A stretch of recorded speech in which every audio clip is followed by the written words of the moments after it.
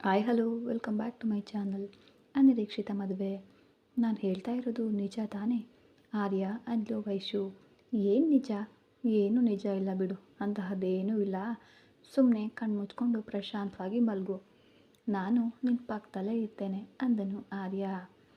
ನಾನು ಕಣ್ಮುಚ್ಚಿದ್ರೆ ನೀನು ಹೊರಟು ಹೋಗ್ತೀಯ ಆರ್ಯ.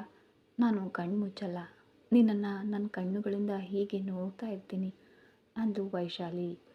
ಹೀಗೆಲ್ಲ ಯೋಚನೆ ಮಾಡ್ತಾ ಇನ್ನೂ ನಿನ್ನ ಆರೋಗ್ಯ ಕೆಡಿಸ್ಕೊಳ್ತಿದೀಯಾ? ನೀನು ಫೋನ್ ಮಾಡಿದಾಗ ನಾನು ಎತ್ತಲಿಲ್ಲ ಅಂದರೆ ನಾನು ಯಾವುದೋ ಕೆಲಸದಲ್ಲಿ ಇದ್ದೇನೆ ಅಂತ ಅಂದ್ಕೊಳ್ಬಹುದು ಅಲ್ವಾ ವೈಶು? ಅದಕ್ಕೆ ಯಾಕೆ ಬೇಜಾರು ಮಾಡ್ಕೊಳ್ತೀಯಾ ಅಂದ. ನನಗೆ ಎಷ್ಟು ಕೆಲಸಗಳು ಇರ್ತವೆ ಅಂತ ನಿನಗೆ ಗೊತ್ತು ತಾನೇ? ಗೊತ್ತಿದ್ದು ಹೀಗೆ ನೀನು ಮಾಡಿದರೆ ಹೇಗೆ ಅಂದಾನು. ಸಾರಿ ಆರ್ಯ, ನಾನು ಎಷ್ಟೇ ಯೋಚನೆ ಮಾಡಬಾರ್ದು ಅಂತ ಅಂದ್ಕೊಂಡ್ರೂ ಕೂಡ ಆ ಆಲೋಚನೆಗಳು ಬರ್ತಲೇ ಇವೆ.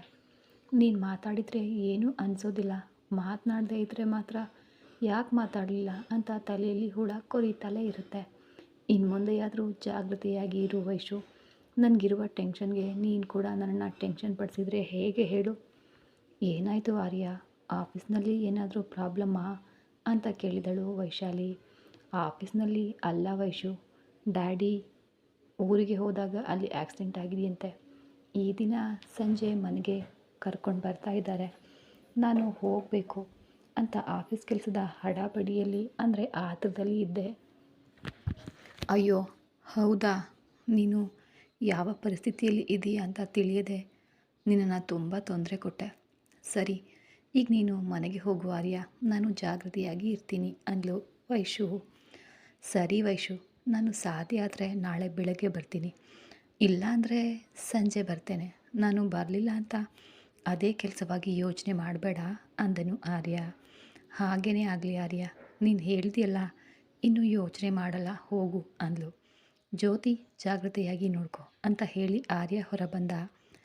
ಜಾಹ್ನವಿ ಅಜ್ಜಿಯನ್ನು ತೋರಿಸೋದು ಮುಗಿಸಿ ಕೆಳಗಡೆ ಬಂದು, ಅಜ್ಜಿ ನೀನು ಇಲ್ಲೇ ಕೂರು, ನಾನು ಹೋಗಿ ಮಾತ್ರೆಗಳನ್ನು ತರ್ತೀನಿ ಅಂತ ಹೇಳಿ ಹೊರಟಳು.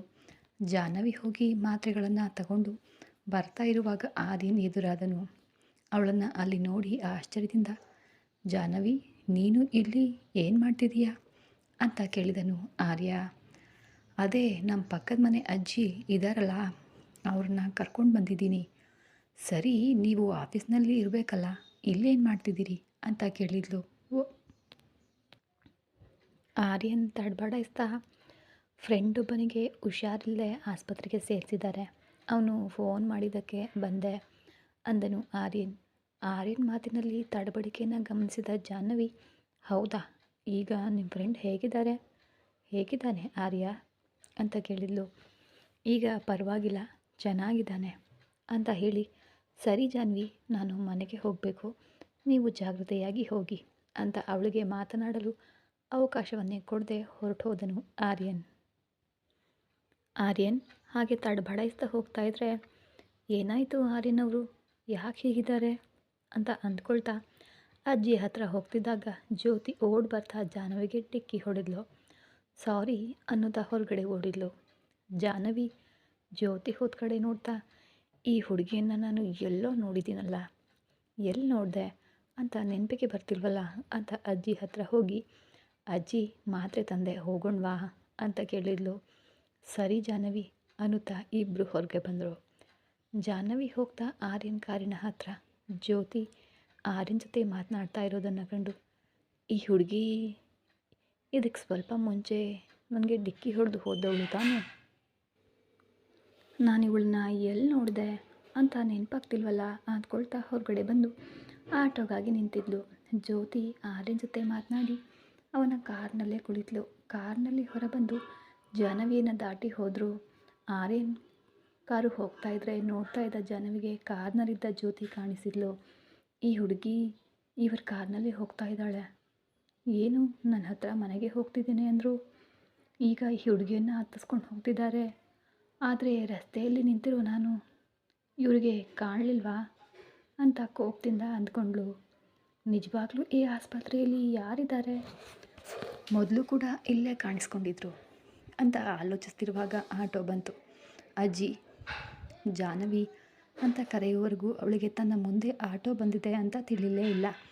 ಆಟೋ ಗೊತ್ತುಪಡಿಸ್ಕೊಂಡು ಮನೆಗೆ ಹೋಗಿ ಅಜ್ಜಿಯನ್ನು ಮನೆಯಲ್ಲಿ ಬಿಟ್ಟು ಕೋಪದಿಂದ ಮನೆಗೆ ಬಂದು ಜಾಹ್ನವಿ. ಅವನಿ ಸೋಫಾದಲ್ಲಿ ಮಲಗಿ ಟಿ ವಿ ಹಾಕ್ಕೊಂಡು ಹಾಡುಗಳನ್ನು ಕೇಳ್ತಿದ್ಲು. ಜಾಹ್ನವಿ ಚಪ್ಪಲಿಗಳನ್ನು ಹೊರಗೆ ಜೋರಾಗಿ ಬಿಚ್ಚಿ ಎಸ್ತು ಒಳಗಡೆ ಬಂದು ಟಿ ವಿ ಸದ್ದಿಗೆ ಕಿರಿಕಿರಿಗೊಂಡು ರಿಮೋಟ್ ತಗೊಂಡು ಟಿ ವಿಯನ್ನು ಆಫ್ ಮಾಡಿದ್ಲು. ಅವನಿ ಮೇಲೆದ್ದು, ಏನೇ ಜಾಹ್ನವಿ, ಒಳ್ಳೆ ಹಾಡುಗಳು ಬರ್ತಾಯಿದ್ರೆ ಯಾಕೆ ಟಿ ವಿ ಆಫ್ ಮಾಡಿದೆ ಅಂದ್ಲು. ಜಾಹ್ನವಿ ಏನು ಮಾತನಾಡದೆ ಕೋಪದಿಂದ ಸೋಫಾದಲ್ಲಿ ಕುಳಿದ್ಲು.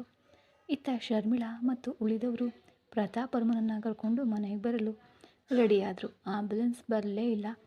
ಆಂಬ್ಯುಲೆನ್ಸ್ ಬರಲೇ ಪ್ರತಾಪ್ ವರ್ಮನನ್ನು ಆಂಬ್ಯುಲೆನ್ಸ್ನಲ್ಲಿ ಹತ್ತಿಸಿ ಅದರೊಳಗಡೆ ಶರ್ಮಿಳಾ ಹತ್ತಲು ಹೋಗುವಾಗ, ಅದರಲ್ಲಿ ನೀನು ಯಾಕೆ ಶರ್ಮಿಳಾ, ಅವ್ರು ನೋಡ್ಕೋತಾರೆ ಬಿಡು, ತುಂಬ ದೂರ ಏನೂ ಇಲ್ಲ ಅಂತ ನೀನೇ ಹೇಳ್ದೆ ಅಲ್ವಾ ಅಂದನು ಬಾಲನ್.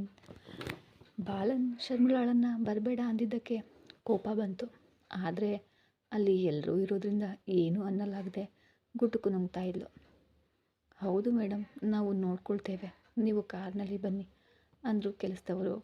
ಅವರು ಕೂಡ ಹೇಳಿದ್ಮೇಲೆ ಪ್ರತಾಪ್ ವರ್ಮನಿಗೆ ಹೇಳೋಣ ಅಂತ ಆಂಬ್ಯುಲೆನ್ಸ್ ಹತ್ತಿದವಳು, ಪ್ರತಾಪ್ 1 ಗಂಟೆ ದಾರಿ ತಾನೇ, ನಾನು ಕಾರ್ನಲ್ಲಿ ಬರ್ತೀನಿ ಸರಿನಾ ಅಂದ್ಲು.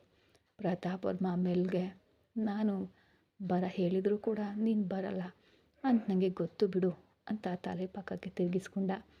ಶರ್ಮಿಳಾ ಅವನ ಕೈ ಹಿಡ್ಕೊಂಡು, ಅರ್ಥ ಮಾಡ್ಕೊ ಪ್ರತಾಪ್ ಅಂತ ಹೇಳಿ ಕೆಳಗಡೆ ಇಳಿದ್ಲು. ಅವಳು ಇಳಿತಾ ಇದ್ದಂತೆಯೇ ಆಂಬ್ಯುಲೆನ್ಸ್ ಡೋರ್ ಹಾಕಿದರು. ಆಂಬ್ಯುಲೆನ್ಸ್ ಹಿಂದೆ ಕಾರ್ನಲ್ಲಿ ಶರ್ಮಿಳಾ, ಬಾಲನ್ ಮತ್ತು ಇನ್ನೊಂದು ಕಾರ್ನಲ್ಲಿ ಅವರ ಶಿಷ್ಯರು ಹೊರಟರು. ಶರ್ಮಿಳಾ ಹೇಳ್ದಂತೆಯೇ ಕೆಲಸದವರು ಎಲ್ಲ ವ್ಯವಸ್ಥೆ ಮಾಡಿದರು. ಶಿವಾನಿ ರೂಮ್ಗೆ ಹೋಗಿ ಫೋನ್ ಆನ್ ಮಾಡಿದ್ಲು. ಫೋನ್ನಲ್ಲಿ ಜಾಹ್ನವಿ, ಮನೋಜ್, ರಮೇಶ್ ಕಡೆಯಿಂದ ಬಂದಿದ್ದ ಮಿಸ್ ಕಾಲ್ಗಳನ್ನು ನೋಡಿ ಶಿವಾನಿ ಕಂಡು ಮುಖದಲ್ಲಿ ನಗು ಬಂತು. ಮನೋಜ್ ಫೋನ್ ಮಾಡಿದರು ಮತ್ತು ಆ ರಮೇಶ್ ಫೋನ್ ಮಾಡ್ತಾನೆ ಅಂತ ಹೆದರಿ ಫೋನ್ನ ಆಫ್ ಮಾಡಿದೆ. ನನಗೆ ಇಷ್ಟವಾದ ಇಬ್ಬರು ಕೂಡ ಕಾಲ್ ಮಾಡಿದ್ದಾರೆ. ಹೊರಗೆ ಕೆಲಸದವರೆಲ್ಲ ಹಡಾಬಡಿಯಲ್ಲಿದ್ದಾರೆ. ಅವರು ಬಂದ್ ಆಗಿದೆ. ಈ ಗದ್ದಲದಲ್ಲಿ ಈಗ ಮಾತನಾಡಲು ಆಗೋಲ್ಲ, ರಾತ್ರಿ ನಿಧಾನವಾಗಿ ಮಾಡೋಣ ಅಂತ ರೂಮ್ನ ಲಾಕ್ ಮಾಡಿ ಹೊರಗೆ ಬಂದಳು. ಇತ್ತ ಜ್ಯೋತಿ ಆರ್ಯನ್ ಹತ್ರ ಬಂದು, ಮನೆ ಹತ್ರ ಕೆಲಸ ಇದೆ, ಡ್ರಾಪ್ ಮಾಡ್ತೀಯಾ ಅಂತ ಕೇಳಿದ್ಲು. ಅವನು ಸರಿ ಅಂತ ಜ್ಯೋತಿಯನ್ನು ಕಾರ್ನಲ್ಲಿ ಹತ್ತಿಸ್ಕೊಂಡು ಹೋದ. ಟೆನ್ಷನ್ನಲ್ಲಿ ರಸ್ತೆ ಮೇಲೆ ನಿಂತಿದ್ದ ಜಾಹ್ನವಿಯನ್ನು ಕೂಡ ಅವನು ನೋಡಲಿಲ್ಲ. ಜ್ಯೋತಿಯನ್ನು ಮನೆ ಹತ್ರ ಬಿಟ್ಟು ಕೆಲಸ ನೋಡಿಕೊಂಡು ಬೇಗ ಹೋಗು ಅಂತ ಹೇಳಿ ಮನೆಗೆ ಹೋದನು ಆರ್ಯ. ಆಸ್ಪತ್ರೆಗೆ ಹೋಗೋ ಮುಂಚೆ ಚೆನ್ನಾಗೇ ಇದೆಯಲ್ವಾ, ಏನಾಯ್ತೆ, ಅಷ್ಟೊಂದು ಕೋಪದಲ್ಲಿದೆಯಾ ಅಂತ ಕೇಳಿದ್ಲು ಅವನಿ. ಹೋಗುವಾಗೇನೋ ಚೆನ್ನಾಗೇ ಇದ್ದೆ ಬಿಡು, ಅಲ್ಲಿ ನಡೆದನ್ನು ನೆನೆಸ್ಕೊಂಡ್ರೆ ಮೈ ಉರಿತಾ ಇದೆ. ನಿನಗೆ ಅಷ್ಟು ಮೈ ಉರಿಯುವಂತೆ ಅಲ್ಲಿ ಏನಾಯಿತು?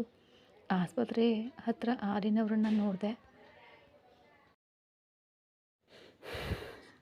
ಅಂತ ಹೇಳ್ತಾ ಇದ್ದಂತೆ ಏನಾಯ್ತೆ?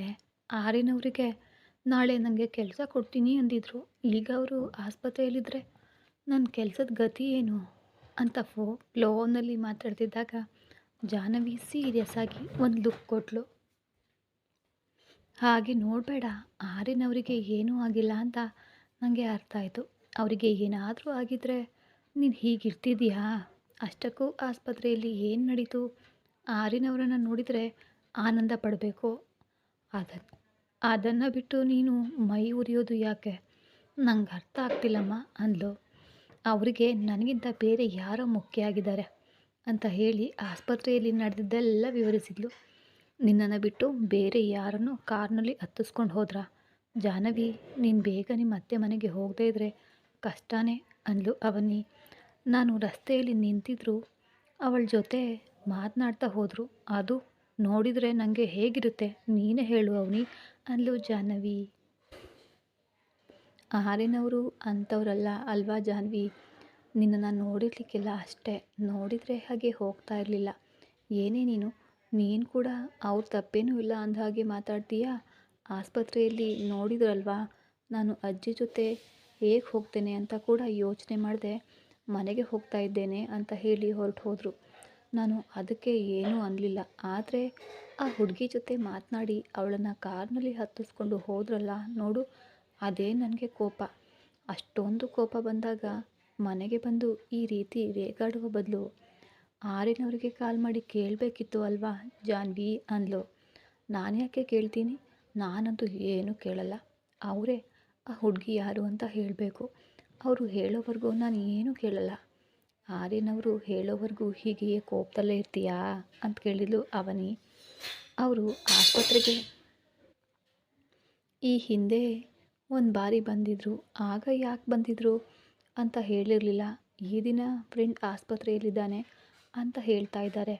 ಆದರೆ ನನಗೆ ಯಾಕೋ ನಂಬಬೇಕು ಅಂತ ಅನ್ನಿಸ್ತಿಲ್ಲ. ಅದಲ್ಲದೆ ಆರ್ಯನ ಜೊತೆ ಮಾತನಾಡಿದ ಆ ಹುಡುಗಿಯನ್ನ ನಾನು ಈ ಹಿಂದೆ ಎಲ್ಲೋ ನೋಡಿದ್ದೇನೆ. ಆ ಹುಡುಗಿ ಕೂಡ ಆರ್ಯನವರಿಗೆ ಚೆನ್ನಾಗಿ ಪರಿಚಯ ಇದ್ದಂತೆ ಮಾತನಾಡ್ತಾ ಇದ್ಲು. ನನ್ನ ಅನುಮಾನ ಆ ಹುಡುಗಿಗೆ ತಿಳಿದವರು ಯಾರೋ ಆಸ್ಪತ್ರೆಯಲ್ಲಿ ಇದ್ದಾರೆ ಅನಿಸ್ತಾ ಇದೆ. ಜಾಹ್ನವಿ, ನೀನು ಹಾಗೆ ಹೇಳ್ತಾ ಇದ್ದರೆ ನನಗೆ ಆ ಆಸ್ಪತ್ರೆಯಲ್ಲಿ ಏನೋ ನಡೀತಾ ಇದೆ ಅನಿಸ್ತಿದೆ. ನೀನು ಆ ಹುಡುಗಿಯನ್ನು ಎಲ್ಲಿ ನೋಡಿದ್ದೆ ಅಂತ ನಿನಗೆ ನೆನ್ಪು ಮಾಡ್ಕೊ, ಆಗ ನಿಜವಾದ ವಿಷಯ ತಿಳಿಯುತ್ತೆ ಅಂದ್ಲು. ಸರಿ, ತಲೆ ಒಡೆಯುವಂತೆ ಆಗ್ತಿದೆ. ಸ್ವಲ್ಪ ಕಾಫಿ ತರ್ತೀಯ ಅವನಿ? ನೀನು ಜಾಸ್ತಿ ಯೋಚನೆ ಮಾಡಬೇಡ ಜಾಹ್ನವಿ. ಆರ್ಯನವರಿಗೆ ನೀನಂದರೆ ತುಂಬ ಇಷ್ಟ. ಅವರು ಯಾವುದೇ ತಪ್ಪು ಮಾಡೋದಿಲ್ಲ ಅಂತ ಹೇಳಿ ಅವನಿ ಟೀ ಮಾಡಲು ಹೋದಳು. ಆರ್ಯನವರು ತಪ್ಪು ಮಾಡಲ್ಲ ಅಂತ ನನಗೂ ಗೊತ್ತು. ಆದರೆ ಪರಿಸ್ಥಿತಿಗಳು ಯಾವಾಗ ಹೇಗೆ ಬದಲಾಗ್ತವೋ ತಿಳಿಯೋದಿಲ್ಲ ಅಲ್ವಾ? ಅದೇ ನನ್ನ ಭಯ ಅಂತ ಜ್ಯೋತಿ ಬಗ್ಗೆ ಯೋಚಿಸ್ತಾ ಇದ್ಲು. ಆರ್ಯನ ಮನೆಗೆ ಹೋಗಿ ಹಾಲ್ನಲ್ಲಿದ್ದ ಶಿವಾನಿಯನ್ನು ನೋಡಿ, ಚಿಕ್ಕಮ್ಮ ಅವರೆಲ್ಲ ಬಂದ್ರಾ ಶಿವಾನಿ ಅಂತ ಕೇಳಿದನು. ಇಲ್ಲ ಅಣ್ಣ, ನಾನು ಅವರಿಗಾಗಿನೇ ಕಾಯ್ತಿದ್ದೀನಿ. ಶಿವಾನಿ ಏನೂ ತಿಳಿದವಳಂತೆ ಡ್ಯಾಡಿಗೆ ಆಕ್ಸಿಡೆಂಟ್ ಆಗಿದೆಯಂತೆ ಅಲ್ವಾ ಅಣ್ಣ ಅಂದ್ಲು. ಹೌದಮ್ಮ, ನನಗೆ ಚಿಕ್ಕಮ್ಮ ಕಾಲ್ ಮಾಡಿ ಹೇಳಿದರು. ಶಿವಾನಿ, ಅದು ಹೇಗೆ ಹಾಗೆ ಆಯಿತು ಅಂತ ತಿಳಿತಿಲ್ಲ. ನಮ್ಮ ಕೈಲಿ ಏನೂ ಇರಲ್ಲ ಅಲ್ವಾ ಅಣ್ಣ. ನಾವು ಎಷ್ಟೇ ಜಾಗರೂಕತೆಯಿಂದ ಇದ್ದರೂ ಯಾವಾಗ ಹೇಗೆ ಏನು ನಡಿಬೇಕೋ ಅಂತ ಇರುತ್ತೋ ಹಾಗೇ ನಡೆಯುತ್ತೆ ಅಲ್ವಾ ಅಂದ್ಲು. ಅಷ್ಟೇ, ನಮ್ಮ ಕೈಲಿ ಏನೂ ಇರಲ್ಲ ಅಂತ ಹೇಳ್ತಿರುವಾಗ ವೈಶಾಲಿ ನೆನಪಾಯಿತು ಆರ್ಯನ್ಗೆ. ಇವರು ಮಾತನಾಡ್ತಾ ಇರುವಾಗ ಹೊರಗೆ ಆಂಬುಲೆನ್ಸ್ ಅದು ಕೇಳಿಸ್ತು. ತಕ್ಷಣ ಇಬ್ಬರು ಹೊರಗೆ ಹೋಗಿ ನೋಡಿದರು. ಮನೆಯ ಮುಂದೆ ಆಂಬುಲೆನ್ಸ್ ಬಂದು ನಿಂತಿತ್ತು. ಅದರ ಹಿಂದೆ ಶರ್ಮಿಳಾ ಅವ್ರ ಕಾರ್ ಕೂಡ ಬಂದಿತ್ತು. ಶರ್ಮಿಳಾ ಕಾರ್ನಿಂದ ಇಳಿದು ಆಂಬುಲೆನ್ಸ್ ಹತ್ರ ಬಂದಳು. ಬಾಗಿಲು ತೆಗೆದು ಪ್ರತಾಪ್ನನ್ನು ಕೆಳಗೆ ಇಳಿಸಿ ಸ್ಟ್ರೆಚ್ಚರ್ ಮೇಲೆ ಮಲಗಿಸಿದರು. ಆರ್ಯನ್ ಏನೋ ಬೇಸರದಿಂದ ನೋಡ್ತಾ ಇದ್ದರೆ ಶಿವಾನಿ ಮಾತ್ರ ಇವನು ಸಾಯದೆ ಮತ್ತೆ ಮನೆಗೆ ಮರಳಿ ಬಂದನಲ್ಲ ಅಂತ ಮನಸ್ಸಿನಲ್ಲಿ ಅಂದ್ಕೊಳ್ತಾ ನೋಡ್ತಾ ಇದ್ಲು. ಡ್ಯಾಡಿ ಹೇಗಿದೆ ಅಂತ ಆರ್ಯನ್ ಕೇಳಿದ. ಪ್ರತಾಪ್ ಚೆನ್ನಾಗಿಯೇ ಇದೆ ಅನ್ನುವಂತೆ ತಲೆ ಆಡಿಸಿ ಶಿವಾನಿಯ ಕಡೆಗೆ ಕೋಪದಿಂದ ನೋಡ್ತಾ, ನನ್ನನ್ನೇ ಹೇಳ್ದ ಹಾಗೆ ಹೊಡಿತೀಯಾ? ನಿನ್ನನ್ನು ಸುಮ್ಮನೆ ಬಿಡಲ್ಲ ಅನ್ನುವಂತೆ ಶಿವಾನಿಯನ್ನು ನೋಡಿದನು ಪ್ರತಾಪ್. ಶಿವಾನಿ ಆ ನೋಟಕ್ಕೆ ಏನು ಭಯಪಡ್ದವಳಂತೆ ಇದ್ದು, ಈ ಬಾರಿ ನನ್ನ ತಂಟೆಗೆ ಬಂದರೆ ನೀನು ಪ್ರಾಣದೊಂದಿಗೆ ಉಳಿಯಲ್ಲ ಅನ್ನುವಂತೆ ನೋಡಿದ್ಲು. ಆರ್ಯನ್ ಮೊದಲು ಒಳಗಡೆ ಕರ್ಕೊಂಡು ಹೋಗೋಣ, ಆಮೇಲೆ ಮಾತನಾಡಬಹುದು ಅಲ್ವಾ ಅಂದ್ಲು ಶರ್ಮಿಳಾ. ಹೌದು ಚಿಕ್ಕಮ್ಮ, ಹಾಗೇ ಆಗಲಿ ಅಂತ ಪ್ರತಾಪ್ಗಾಗಿ ಕೆಳಗಡೆ ರೆಡಿ ಮಾಡಿಸಿದ್ದ ರೂಮ್ಗೆ ಕರ್ಕೊಂಡು ಹೋದರು. ಬಾಲನ್ ಕಾರ್ನಿಂದ ಇಳಿದು ಈ ಮನೆಯ ಸುತ್ತಮುತ್ತ ಗಮನಿಸ್ತಾ ಒಳಗೆ ಹೋದನು. ಶರ್ಮಿಳಾ ಬಾಲನ್ ವಿಷಯ ಮರೆತು ಪ್ರತಾಪ್ನ ಹಿಂದೆ ಹೋದಳು. ಶಿವಾನಿ ಅಲ್ಲೇ ಇದ್ದು ಕೇರಳ ಸ್ಟೈಲ್ನಲ್ಲಿ ಬಿಳಿ ಬಣ್ಣದ ಲುಂಗಿ ಉಟ್ಟು ಹಣೆಯ ಮೇಲೆ ಗಂಧ ಕುಂಕುಮ ಇಟ್ಟು ಕೂದಲ ಹಿಂದೆ ಮುಡಿ ಕಟ್ಟಿರುವ ಬಾಲನನ್ನು ನೋಡ್ತಾ, ಯಾರು ಈ ಕೇರಳದವರು ಅನ್ನುವಂತೆ ನೋಡ್ತಿದ್ಲು. ಬಾಲನ್ ಕೂಡ ಶಿವಾನಿಯನ್ನು ನೋಡಿ, ಶರ್ಮಿಳಾ ಇವಳ ಬಗ್ಗೆ ಹೇಳಿರಬೇಕು. ಈ ಹುಡುಗಿ ಪ್ರತಾಪ್ನನ್ನು ಅಷ್ಟೊಂದು ಹೊಡೆದಿದ್ದಾಳ ಅಂದರೆ ಅದು ನಂಬಲು ಆಗ್ತಿಲ್ಲ ಅಂತ ಅಂದ್ಕೊಳ್ತಾ ನೋಡ್ತಾ ಇದ್ದ ಆರ್ಯನ್ ಪ್ರತಾಪ್ನ ರೂಮ್ನಿಂದ ಹೊರಗೆ ಬಂದು ಬಾಲನನ್ನು ನೋಡ್ತಾ, ನಮ್ಮ ಚಿಕ್ಕಮ್ಮ ಕೇರಳದಿಂದ ವೈದ್ಯರು ಬರ್ತಾರೆ ಅಂದಿದ್ರು, ಅದು ನೀವೇನಾ ಅಂತ ಕೇಳಿದನು. ಬಾಲನ್ ಹೌದು ಅನ್ನುವಂತೆ ತಲೆ ಆಡಿಸ್ತಾ, ಹಾಗೆ ನಿಂತಿದ್ದೀರಲ್ಲ ಯಾಕೆ, ಬನ್ನಿ ಅಂತ ಒಳಗಡೆ ಕರೆತಂದು ಸೋಫಾದಲ್ಲಿ ಕೂರಲು ಹೇಳಿದನು. ಶಿವಾನಿ ಕೂಡ ಒಳಗೆ ಬಂದು ಶರ್ಮಿಳಾ ಪ್ರತಾಪ್ನನ್ನ ರೂಮ್ನಲ್ಲಿ ಸರಿಯಾಗಿ ಮಲಗಿಸಿ, ನಿಮಗೆ ಇಲ್ಲಿ ಚೆನ್ನಾಗಿದೆಯಾ ಅಲ್ವಾ ಅಂತ ಕೇಳಿದ್ಲು. ನಮ್ಮ ರೂಮ್ಗೆ ಕರ್ಕೊಂಡು ಹೋಗದೆ ಕೆಳಗಡೆ ಮಲಗಿಸಿದೆಯಲ್ಲ ಯಾಕೆ ಶರ್ಮಿಳಾ ಅಂದ. ಪ್ರತಾಪ್ನ ಕಡೆ ಒಂದು ನೋಟ ಬೀರಿ, ನಿಮಗೆ ತಲೆ ಸರಿಯಾಗಿದೆಯಾ? ಹೀಗಿರುವಾಗ ನಿಮ್ಮನ್ನು ಹೇಗೆ ಮೇಲೆ ಕರ್ಕೊಂಡು ಹೋಗಲು ಆಗುತ್ತೆ ಅಂತ ಕೋಪದಿಂದ ಕೇಳಿದ್ಲು. ಅದಕ್ಕೆ ಶರ್ಮಿಳಾ, ಯಾಕೆ ಅಷ್ಟೊಂದು ಕೋಪ, ಮಾಮೂಲಿಯಾಗಿ ಹೇಳಬಹುದು ಅಲ್ವಾ ಅಂದನು. ನಾನು ಮಾಮೂಲಿಯಾಗಿ ಹೇಳ್ತಾ ಇದ್ದೀನಿ, ಆದರೆ ನೀವೇ ಮನಸ್ಸಿನಲ್ಲಿ ಏನೋ ಇಟ್ಕೊಂಡು ನನ್ನನ್ನು ಹೀಗೆ ಪೀಡಿಸ್ತಾ ಇದ್ದೀರಿ? ಮೊದಲು ನಿಮ್ಮ ಮನಸ್ಸಿನಲ್ಲಿರುವ ಅನುಮಾನಗಳನ್ನು ಹೋಗಲಾಡಿಸಿ. ಹಾಗೆ ಮಾಡದೇ ಇದ್ದರೆ ನಮ್ಮ ಗುಂಡಿಯನ್ನು ನಾವೇ ತೋಡ್ಕೊಂಡಂತೆ ಆಗುತ್ತೆ. ಜಾಗ್ರತೆ ಪ್ರತಾಪ್ ಅಂದ್ಲು. ನಾನು ಹೋಗಿ ಆರ್ಯನ್ಗೆ ಬಾಲನ್ ಯಾರು ಅಂತ ಹೇಳಬೇಕು. ನೀವು ರೆಸ್ಟ್ ತಗೊಳ್ಳಿ ಅಂತ ಹೇಳಿ ಹೊರಗೆ ಬಂದಳು. ಆರ್ಯನ್ ಬಾಲನ್ ಜೊತೆ ಮಾತನಾಡ್ತಾ ಇರೋದನ್ನು ನೋಡಿ ನಾನು ಪರಿಚಯ ಮಾಡಿಸ್ದೆ, ನೀವೇ ಪರಿಚಯ ಮಾಡ್ಕೊಂಡಿದ್ದೀರಾ ಅನ್ನುವಂಥ ಹತ್ತಿರ ಬಂದಳು. ನೀವು ಡ್ಯಾಡಿ ಹತ್ರ ಇದ್ದೀರಲ್ವಾ? ನಾವು ಮಾತನಾಡ್ತಾ ಇದ್ವು. ಚಿಕ್ಕಮ್ಮ, ಆದರೂ ಕಾಲು ಕೈ ಕೆಲಸ ಮಾಡೋದಷ್ಟು ಹಾಗೆ ಹೇಗೆ ಆಕ್ಸಿಡೆಂಟ್ ಆಯಿತು ಅಂತ ಕೇಳಿದನು ಆರ್ಯ. ಅದನ್ನು ನನ್ನನ್ನು ಕೇಳಿದರೆ ಹೇಗೆ ತಿಳಿಯುತ್ತೆ ಆರ್ಯನ್? ಹಾಗೆ ಹೇಗಾಯಿತು ಅಂತ ನೀನು ನಿಮ್ಮ ಡ್ಯಾಡಿಯನ್ನೇ ಕೇಳಬೇಕು ಅಂದ್ಲು. ಅದೇನೋ ಚಿಕ್ಕಮ್ಮ, ಡ್ಯಾಡಿ ಹೇಗೆ ಆಯಿತು ಅಂತ ನಿಮಗೆ ಹೇಳದೇ ಇರ್ತಾರಾ? ಏನಿದ್ರು ನಿಮಗೆ ಹೇಳಿರ್ತಾರಲ್ವಾ ಅನ್ನುತ್ತಾ ಶರ್ಮಿಳಾ ಕಡೆಗೆ ಕೋಪದಿಂದ ನೋಡ್ತಾ ಶಿವಾನಿ ಕೇಳಿದ್ಲು. ನಿಮ್ಮ ಅಣ್ಣನ ಮುಂದೆ ನನ್ನನ್ನು ಸಿಕ್ಕಿಸಲು ನೋಡ್ತಿದೀಯಾ? ನಿನಗೆ ಮಾಡ್ತೀನಿ ತಡಿ ಅಂತ ಅವರು ನಿನಗೇನು ಹೇಳಲಿಲ್ಲ, ನನಗೇನು ಹೇಳಲಿಲ್ಲ. ನಿನಗೆ ಅವ್ರ ಮೇಲೆ ಇಷ್ಟ ಜಾಸ್ತಿ ಅಲ್ವಾ? ನೀನೇ ಹೋಗಿ ಹೇಗಾಯಿತು ಅಂತ ಕೇಳು, ಹೇಳ್ತಾರೇನೋ ಅಂತ ಶಿವಾನಿ ಕಡೆಗೆ ನೋಡಿ ಅಂದ್ಲು. ನಿನಗೆ ಅವ್ರ ಮೇಲೆ ಇಷ್ಟ ಎನ್ನುವ ಮಾತು ಶರ್ಮಿಳಾ ಹೇಳಿದ ತಕ್ಷಣ ಮೈಯೆಲ್ಲ ಕಿರಿಕಿರಿ ಅನಿಸಿ ಶಿವಾನಿ ಕೋಪದಿಂದ ಅಲ್ಲಿಂದ ಹೋದ್ಲು. ಏನಾಯಿತು ಶಿವಾನಿ, ಹೋಗಿ ಕೇಳು ಅಂದ್ಲು. ಈಗ ಹೋಗಿ ಡ್ಯಾಡಿಯನ್ನು ಡಿಸ್ಟರ್ಬ್ ಮಾಡೋದು ಯಾಕೆ, ಬಿಡಿ ಚಿಕ್ಕಮ್ಮ, ನಾನು ಆಮೇಲೆ ಹೋಗಿ ಕೇಳ್ತೀನಿ ಅಂದನು ಆರ್ಯನ್. ಸರಿ ಆರ್ಯನ್, ಬಾಲನ್ ಅವರಿಗೆ ನಾನು ರೂಮ್ ತೋರಿಸ್ತೀನಿ, ಬನ್ನಿ ಬಾಲನ್ ಅಂತ ಕೆಳಗಡೆ ವ್ಯವಸ್ಥೆ ಮಾಡಿದ್ದ ರೂಮ್ಗೆ ಕರ್ಕೊಂಡು ಹೋದ್ಲು. ಅಣ್ಣ ಡ್ಯಾಡಿಯನ್ನು ಆಸ್ಪತ್ರೆಯಲ್ಲಿ ಇರಿಸಿ ಟ್ರೀಟ್ಮೆಂಟ್ ಕೊಡಿಸ್ದೆ ಮನೆಗೆ ಕರ್ಕೊಂಡು ಬಂದು ಕೇರಳದಿಂದ ಇವರನ್ನು ಯಾಕೆ ಹೇಳಿದ್ದಾಳೆ ಅಂತ ಆರ್ಯನ್ಗೆ ಅನುಮಾನ ಬರುವಂತೆ ಶಿವಾನಿ ಹೇಳಿದ್ಲು. ಚಿಕ್ಕಮ್ಮ ಇವರನ್ನು ಯಾಕೆ ಕರೆಸಿದಾರೋ ತಿಳಿತಿಲ್ಲ ಶಿವಾನಿ. ಒಂದು ವೇಳೆ ಕೇರಳ ವೈದ್ಯಕೀಯ ಚಿಕಿತ್ಸೆ ಆದರೆ ಬೇಗ ಗುಣವಾಗುತ್ತೆ ಅಂತ ಹಾಗೆ ಮಾಡಿರಬಹುದೇನೋ ಅಂದ. ಡಾಕ್ಟರ್ಗಳು ಗುಣ ಆಗಲ್ಲ ಅಂತ ಹೇಳಿದಾಗ ತಾನೇ ಕೇರಳ ಚಿಕಿತ್ಸೆ ಕೊಡಿಸ್ತಾರೆ. ಆದರೆ ಚಿಕ್ಕಮ್ಮ ಯಾಕೋ ಆಕ್ಸಿಡೆಂಟ್ ಆದ ತಕ್ಷಣ ಹೀಗೆ ಮಾಡಿದ್ದಾರೆ. ಶಿವಾನಿ ಹೇಳೋದ್ರಲ್ಲೂ ನಿಜ ಇದೆ ಅಲ್ವಾ ಅಂತ ಆಲೋಚಿಸ್ತಾ ಇದ್ದನು ಆರ್ಯನ್. ಶರ್ಮಿಳಾ ಸಿಕ್ಕಾಕೋತಾಳ, ಮುಂದಿನ ಎಪಿಸೋಡಲ್ಲಿ ಏನಾಗುತ್ತೆ, ಜಾಹ್ನವಿ ಮನೆಗೆ ಬರ್ತಾಳ ಅಂತ ಕಾದು ನೋಡಿ. ಧನ್ಯವಾದಗಳು.